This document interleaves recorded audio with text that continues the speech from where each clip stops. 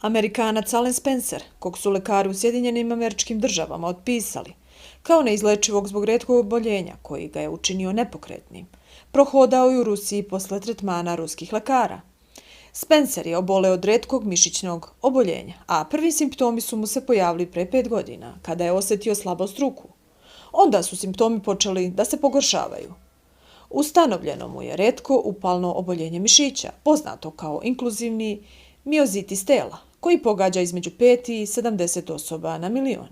Američki lekari izneli su crne prognoze da će biti prikovan za krevet ili u najboljem slučaju za invalidska kolica, prenosi RT. Pošto je stanje počelo da mu se pogoršava, Spencer, koji je ranije bio potpredsjednik kablovske kompanije Time Warner za zapadni Teksas, morao je 2017. da napusti posao, jer nije više mogao da radi, a lekari nisu mogli da mu pomognu. Nećete umreti, ali ćete izgubiti sve sposobnosti.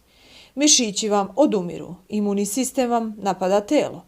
Otišao sam u kliniku Mayo, najbolju. Rekli su mi da ništa ne može da se uradi, već da odem kući da naučim kako da živim sa bolešću, ispričao je Spencer gostujući na RT. Kada je prvi put čuo da za njegovu bolest postoji tretman u Rusiji, Spencer je odbacio takvu ideju jer nije imao poverenja u ruski zdravstveni sistem. Kao Amerikanac imao sam predrasude, kaže Spencer. Ipak, tračak nade je rođen. Planirao je da dođe u Rusiju i da da šansu tretmanu ruskih lekara.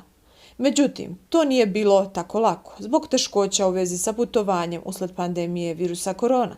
Spencer se na RT prvi put pojavio u maju i izneo svoju priču i želju da dođe u Rusiju, što su primetile ruske diplomate. Moju priču na RT video je ruski ministar spoljnih poslova, Sergej Lavrov, i on mi je pomogao. Bio sam iznenađen, ispričao je Spencer. Tako je uspeo da dođe u ruski grad Perm u oktobru, kada nije mogao samostalno da hoda. I posle samo mjesec dana tretman ruskih lekara učinio je čuda. Spencer sada samostalno hoda i priča kako lekari kažu da je to nauka, a ne čudo. Kaže da ne planira da kontaktira kliniku koja mu je rekla da nema nade, već da želi da njegovu priču čuju ljudi koji imaju isto oboljenje. Moram to da im prenesem kako bi bar imali nadu.